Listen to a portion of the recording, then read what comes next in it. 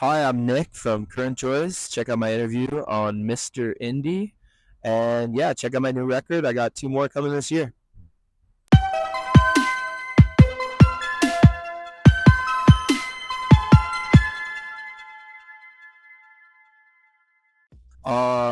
Yeah, I mean, for this record, I had done like three studio albums in the last couple years, and I was just wanting to return to my roots of like making music in my room. And so every day I would just go down into um, my studio, which is not really a full-fledged studio. It's like, it's janky, but, and just start making songs like every day. And every day I would try to finish a song. And, that's why I say they're demos, because I'm not like going back and morphing them in any way, like just trying to get this like authentic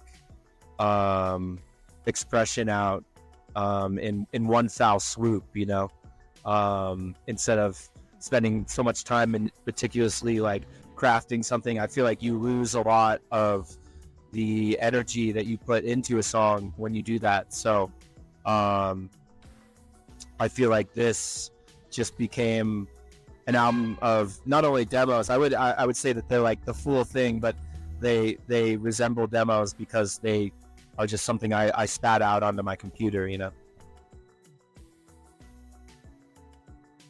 I hope to say it's improved, but who knows.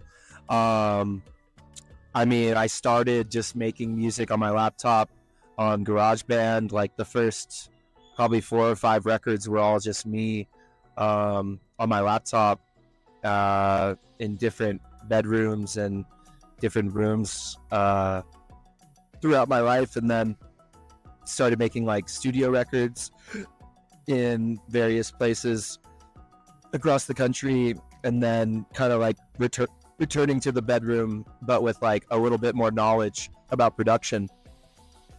And yeah, I don't know how much I've learned, but I still go for it.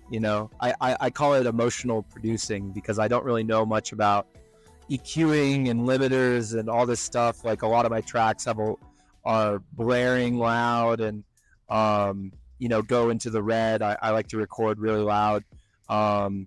So I'm sure a lot of engineers would listen to it and say it's pretty messed up, but I just want to capture this like very specific emotion with every song that I make.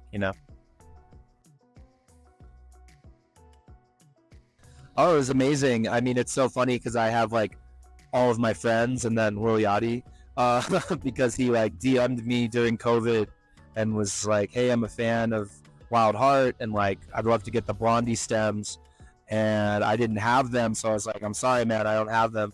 And all my friends were like, "You're insane! Like you gotta get them or like re-record them or something." So when I was making this record, I just decided to re-record Blondie, and then I slowed it down and put like a trap beat on it, and I sent it back to him, and he sent back audio of him like rapping on it, and I was like, "Whoa, that's crazy." And then all of my friends, just like, these are people that I've collaborated with in the past and have like been in my band, and but it was really great to work with them because I feel like the sound was so different, and I was so nervous about going in this direction, and they were just all very encouraging and like my cheerleaders in making this kind of sound. So yeah, almost accidentally, because I only realized it afterwards, that it was like the same imagery of like a man kissing a girl on the neck, and that original album art is actually my grandparents, and I just like found it at my. I remember I needed art for the album, and I just found it in my phone roll, and was like, okay, I'll just use this, and now it's like that's the art. And when we were doing the album art for this, I was like, I want it to be. We took photos of Henry, who's odd body and in the band, and his girlfriend Sophia, just like making out on their couch. And my friend Julian Sage did the photos, and then we gave it to my friend Carly, who did an airbrush stencil of it. And afterwards, I realized like, oh, this is the same imagery. So, but I do think that there is a relationship between the two records. Like,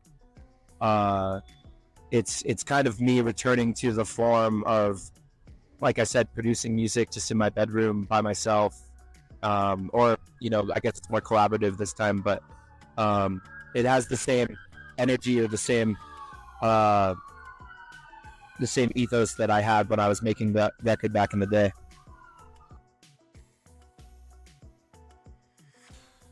I mean, it really all started with the Lil Peep cover. Like, I watched Everybody's Everything, which is a documentary about Lil Peep, and I was like absolutely obsessed with him, and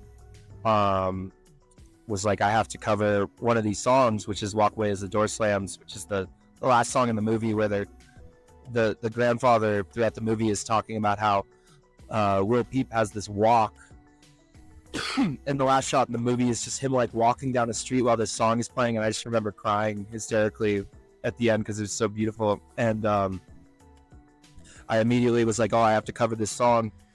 And that sort of created this, like, opened this door of like, oh, I can make this kind of music that's very genreless and explores new avenues and like takes risks.